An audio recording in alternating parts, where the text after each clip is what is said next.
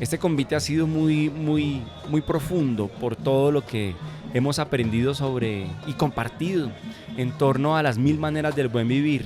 Y precisamente aquí tengo a mi lado una mujer que hace parte de una organización ejemplar en Colombia en esa lucha por el buen vivir, en ese caminar, en esa juntanza por el buen vivir. Y esa organización es Asoquimbo. Y bueno, ya Jennifer nos va a contar más, pero pues antes que nada yo quería decirle, Jennifer, que estoy me siento muy conmovido de tenerla en este espacio de podcast del Convite, y es una oportunidad muy bonita que aquí en el centro de Bogotá tengamos la oportunidad de conocer en primera voz la experiencia de Asoquimbo. Jennifer Chavarro, bienvenida al Convite de las Alternativas por el Cuidado de la Vida. Bueno, muchas gracias por invitarnos. Gracias también por generar este espacio que yo creo que es muy importante, sobre todo porque es un espacio en donde las personas que estamos en departamentos, en municipios que parecieran a veces periféricos o que así a veces son vistos, venimos a una capital como Bogotá a traer un mensaje también de vida, pero también de continuidad y de mejoramiento de ese proyecto como sociedad y como país. Creo que es el mensaje más importante que tiene el Convite, al concentrar a tantos procesos territoriales de este país que tienen tantas formas de proponerle a la gente cómo vivir y que además traen un mensaje de la diversidad, pero también de las posibilidades y, como lo dicen, pues de las alternativas. Creo que ahí está como el mayor logro, ¿no? Encontrarnos y también mostrar el sinnúmero de alternativas que se construyen desde los territorios. Las 1000 maneras del buen vivir, eso es una hermosura ese concepto, muy poderoso además todo lo que encierra. Y precisamente pues Jennifer está aquí para contarnos. Primero, Jennifer, quiero que nos cuente qué productos trajeron, qué historias trajeron a este Convite de las Alternativas del 2025. Bueno, nosotros trajimos unos productos que creo que traen un mensaje muy importante para nosotros, y es el consumo de la dignidad campesina. Trajimos entonces aguacates, huevos de gallinas que se desarrollan en libre pastoreo, pero que pues también tienen una dieta de alimentación muy cuidada para que sus nutrientes nos alimenten a nosotros también. Trajimos chocolate de mesa, chocolatina al 100%, al 80% y al 70%, que lo producen pues las familias que hacen parte de la organización. Miel de abejas, que también son producidas por las familias de las organizaciones que integran Asoquimbo, y unos bizcochos de achiras que son como muy típicos de la región y que siempre pues nos identifican, ¿no? Como por el achira. Entonces los trajimos para que los que son amantes de la achira pues lo puedan Pero probar. mire que yo quiero hacer una anotación ahí, y es que mire, ¿se ha visto esos productos que dicen alto en sodio, alto en azúcar, alto en no sé qué? Acá dice alto en lucha campesina. O sea, imagínese, esto tiene un contenido de lucha campesina impresionante. Usted eso lo consume bajo su propio riesgo. Si usted consume esto, corre el riesgo de apoyar la lucha campesina de Asoquimbo y de todo el país. Esta etiqueta me parece poderosísima, tremenda. Eso se alimenta. Eso se alimenta porque alimenta al alma, al espíritu, la lucha política por la transformación social. Y entonces, mire la belleza de esta etiqueta. Y pues con esto entramos, como tú decías, la dignidad campesina, ¿no? Yo sí quiero entrar en materia. Y es, bueno, pero comámonos una chira. Yo invito. Yo voy a probarla porque qué tal yo haciéndole propaganda a lo que no, uno tiene que comerse una chila. ¿Quiere una chirita? Bueno, sí. Esto es adictivo. ¿Quieren una chira? Bueno, mientras nos comemos esta chira, cuéntanos sobre un poco la historia de por qué para nosotros es importante tener acá Asoquimbo, porque Asoquimbo es ejemplo en el caminar hacia el buen vivir. Entonces hablemos del buen vivir. ¿Por qué Asoquimbo, en toda esa historia de resistencia, es ejemplo del caminar hacia el buen vivir? Bueno, nosotros llevamos 16 años como organización social en el departamento del Huila, y creo que la razón principal por la cual podemos contribuir a esa idea del buen vivir y eso es porque siempre se ha dicho que lo imposible no va a llegar, ¿no? Y hablemos empezamos, de la problemática, ¿por qué ustedes se enfrentaron a lo imposible? Y nos organizamos para que en nuestro territorio no se construyera una represa, una segunda represa, y eso en ese momento, o sea, estoy hablando hace 16 años, era un imposible, porque se consideraba que la producción de la energía a través de la hidroeléctrica en este caso estaba como un bien superior por encima incluso de la producción de los alimentos y de las vidas campesinas. Y ahí empezamos un camino en donde tuvimos que demostrar de muchas maneras, desde la movilización social, pero también desde la argumentación jurídica, pero también desde la documentación académica, que no es tan cierto, ¿sí?, que inundar, en el caso nuestro, 8.500 hectáreas fuera tan productivo, tan de tanto progreso y desarrollo para la región. Y creo que eso que se consideró un imposible hace 16 años, hoy es un imaginario de nuestro departamento y de muchos lugares del país. Y es que no podemos seguir inundando tierras ni construyendo megaproyectos de esta naturaleza sin entender realmente cuál es la realidad que está en el territorio, qué es lo que se va a afectar. Pero y cuáles mira son lo que tú proyectos estás de vida. diciendo tan lindo. Estamos hablando de 8.500 hectáreas. Alguien podría decir, no, es que el buen vivir es el desarrollo, es la economía, son los proyectos del desarrollo, la energía eléctrica. Alguien podría decir, es que el buen vivir es poder generar energía eléctrica, o sea, construir una mega represa para generar energía eléctrica para poder sostener el modelo de desarrollo y que llegue la energía a las ciudades. Alguien podría decir, eso es buen vivir, y resulta que ustedes dicen no. El buen vivir era lo que había antes de esa represa y es en las apuestas comunitarias. Realmente ese es el buen vivir y por eso se organizan ustedes. Y hay una pregunta muy importante que construimos desde el ejercicio de la movilización social: energía para qué, para quién y a qué costo. Y yo creo que esa también es una reflexión más allá incluso de los proyectos de vida comunitarios que se tengan de la producción campesina, es que el país se tiene que pensar cuál es el modelo energético que tiene que tener, y creo que eso es lo que hace de alguna manera también a Soquimbo desde el ejercicio de la movilización social: invitar a las personas en la ciudad que también consumen esta energía, ¿sí?, que también hacen que esto funcione, a que piensen a costa de qué se está construyendo esta energía y finalmente quién es el beneficiado de la producción de esta energía, porque realmente nosotros en el departamento del Huila tenemos 2 proyectos hidroeléctricos, el proyecto hidroeléctrico del Quimbo, el proyecto hidroeléctrico de Betania. Juntos inundan alrededor de 30.000 hectáreas, pero el consumo de la energía de nuestra región no es de esas represas. Entonces, ¿para dónde va esa energía? ¿Quién está consumiendo la cantidad de energía y qué hacen con el excedente?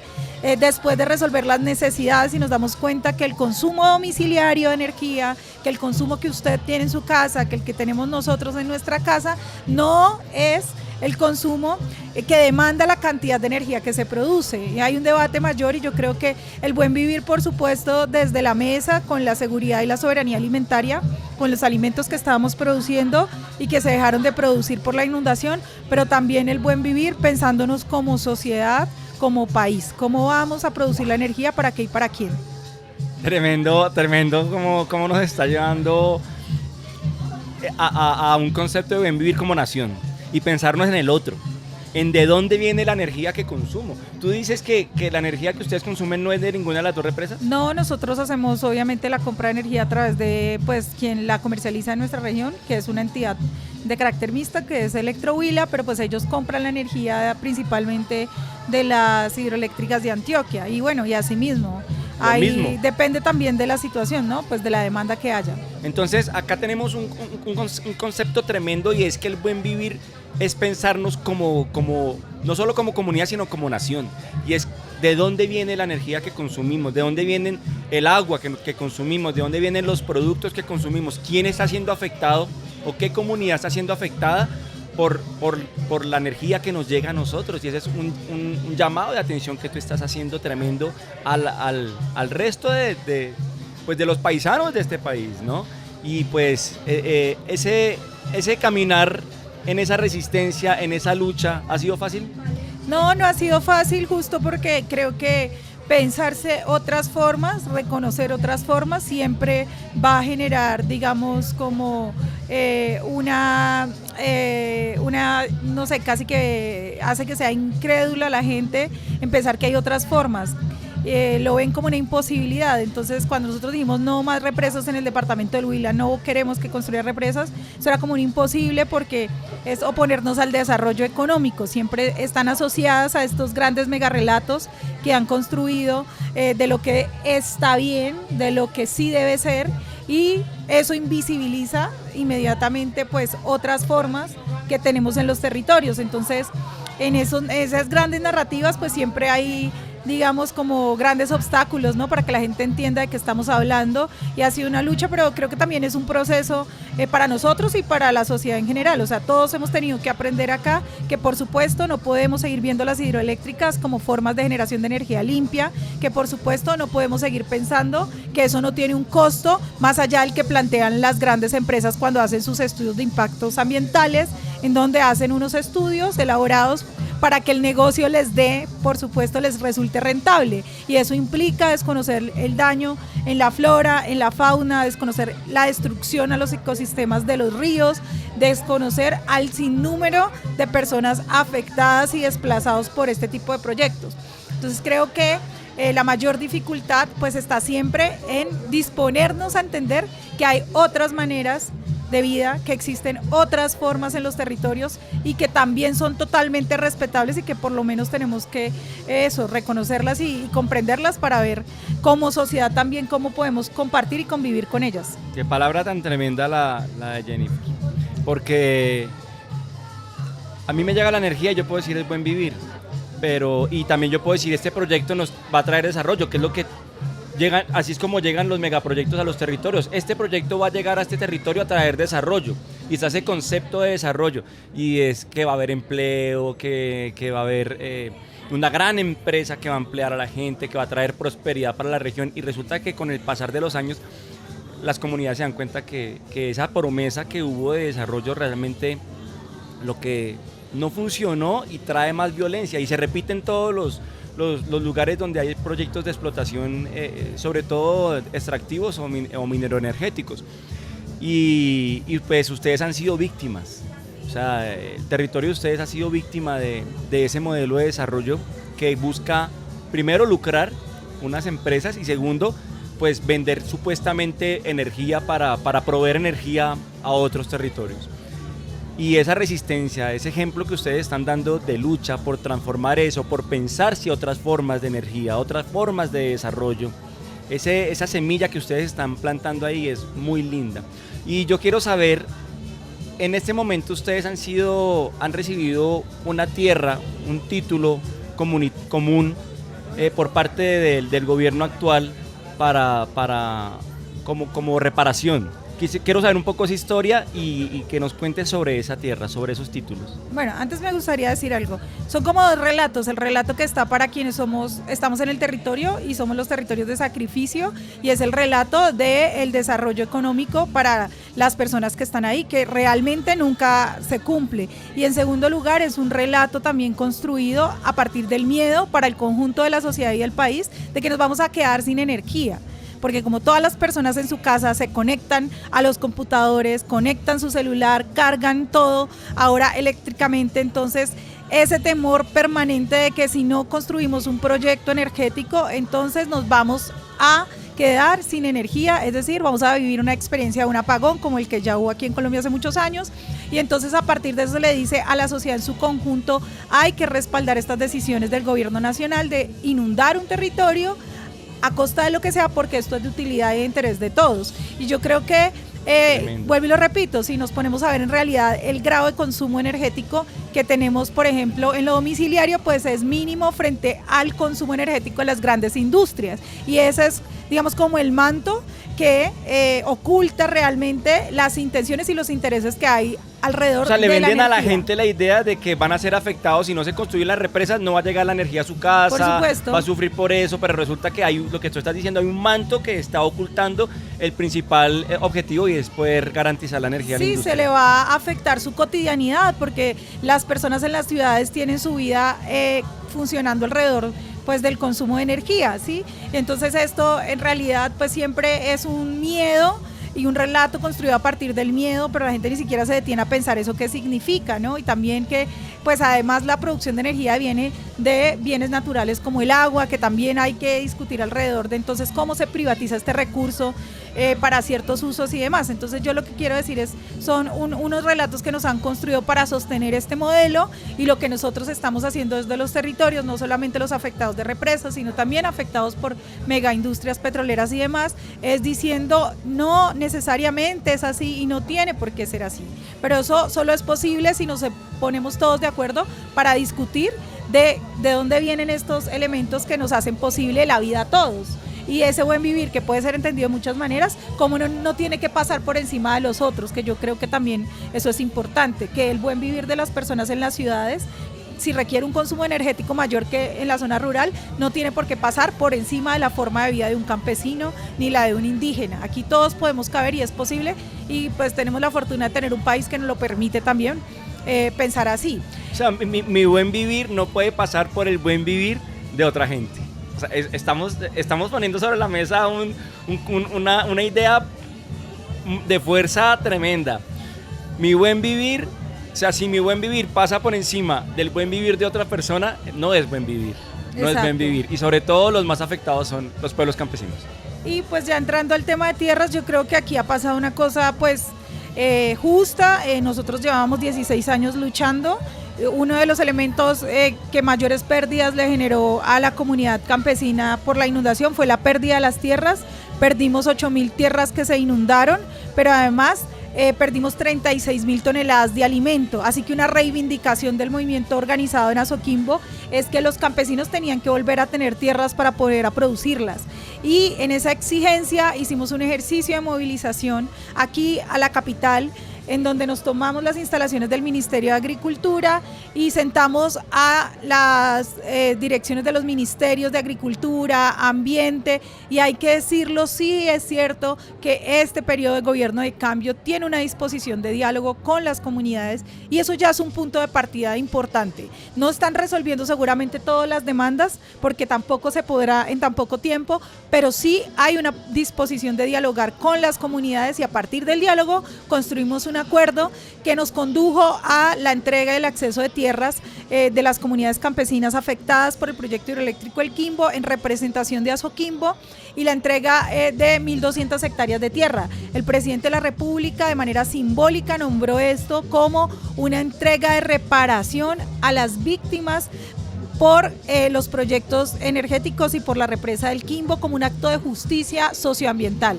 Así lo recibimos nosotros y así lo hemos reivindicado, y los productos que ustedes hoy están viendo en nuestro stand hacen parte de los productos de la reforma agraria, hacen parte de esa política nacional del Estado, y también es un mensaje para decir, la tierra en manos de los campesinos pueden ser mucho más productivas, pero no solo productivas en eficiencia, sino también en seguridad y soberanía alimentaria. Pueden darle a ustedes en la mesa un alimento saludable, pero un alimento con dignidad, un alimento en donde lo estamos invitando a construir país en donde todos quepamos. Ese es el mensaje que queremos traer con el producto que traemos. No es comprar un huevo por comprar un huevo, no es comprar un aguacate por comprar un aguacate, es comprar con la conciencia que estamos construyendo comunidad, que estamos construyendo nación, a partir del reconocimiento de las comunidades campesinas como comunidades organizadas y como comunidades que también se están pensando la ciudad, y que por supuesto también se están pensando los temas energéticos y pues las formas de construir país. Tremenda. ¿Qué dice uno, no? Y es que yo soy muy sensible. Como vimos las achiras que decían alto en lucha campesina, acá tenemos, esto es cacao, alto en dignidad campesina. Y esta palabra que estamos escuchando de esta mujer poderosísima, que nos está dando un ejemplo de dignidad la gente del Huila se vino acá a movilizarse en frente de las instituciones, a decir, a nosotros nos responden, porque sí, porque la dignidad campesina vale la pena, porque son años de lucha, años de resistencia, años de organización, años de pensarse desde lo político, de cómo vamos a transformar esta sociedad. no solo en los territorios, sino ella acaba de decir, Jennifer acaba de decir, también están pensando en la ciudad, pero también le está pidiendo a la ciudad que piense en el campo, que hagamos un ejercicio de retribución, de que pensemos como nación.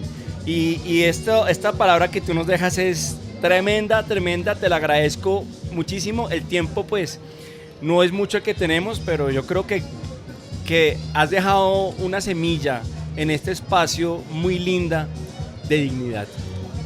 Y te agradezco mucho haber compartido tu palabra en este espacio. Quedé muy conmovido. Y esto es posible gracias al Convite de las Alternativas, que tú estés aquí compartiendo tu experiencia, compartiendo esta historia de resistencia de Azoquimbo. Aquí en este espacio es gracias a este Convite y de verdad que es una oportunidad muy linda que tenemos. Vengan a estos espacios, vengan al Convite. Te agradezco mucho por hacer parte de este espacio, por haber compartido tu palabra conmigo, con nosotros acá hoy, Jennifer, y me has dejado como realmente muy conmovido. No, gracias a ustedes por organizar este espacio, a las personas que nos escuchan, que nos ven, que vengan a visitar el Convite, no solamente porque van a comprar algo para llevar a sus casas de comer, para llevar algo a regalar tal vez en esta Navidad y compartir en sus familias, sino porque están viniendo también como una muestra de querer construir un país diferente. Entonces venir a comprar un producto de un campesino, comprar un producto de un artesano, de una artesana, compartir aquí también otras formas de consumir, otras formas de resolver las necesidades cotidianas, es comprometerse con la construcción de un país diferente. Esa es la invitación y pues esperamos que lo hagamos entre todos y todas, no solamente desde la región, sino desde acá. Aquí necesitamos entender que todos aportamos.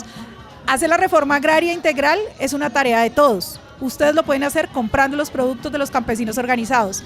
Hacer la transformación del consumo energético también es una responsabilidad y no desde la individualidad como nos lo han vendido, que es que si tú apagas la luz ya estás resolviendo el problema, sino en pensar realmente cuál es el modelo energético.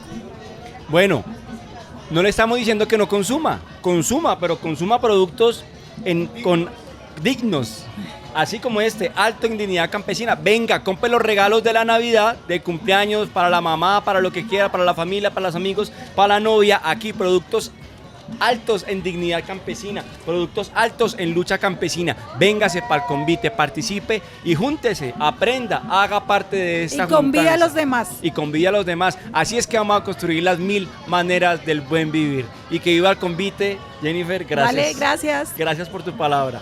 ¡Que viva el Convite! Estoy emocionada.